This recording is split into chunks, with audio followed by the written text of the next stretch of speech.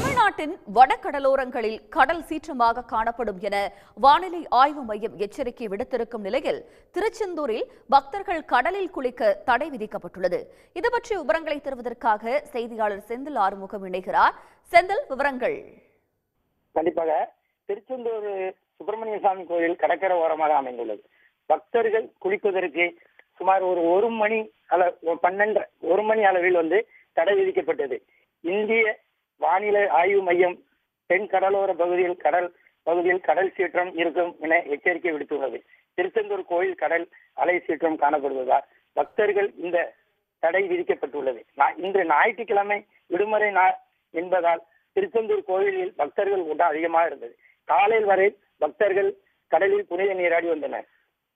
மதியம் சுமார் ஒரு மணி அளவில் போலீசார் பக்தர்களை கடலில் குளிப்பதற்கு தடை விதிக்கப்பட்டு கடல் அலை அதிகமாக இருப்பதால் கோவில் காவல்துறையினர் பக்தர்களை அப்புறப்படுத்தினர். இதனால் அலையில் கரையை தாண்டி வெளியே வரைக்கும் வந்துள்ளது. ஒன்றோடன் ஒன்று அலையானது அடித்து ஒரு 2 அடி 5 அடி உயரத்துக்கு அலையானது வந்துள்ளது. இதனால் பக்தர்கள் குளிப்பதற்கு தடை விதிக்கப்பட்டுள்ளது. தங்களுடைய விவரங்களுக்கு நன்றி ஆறுமுகம்.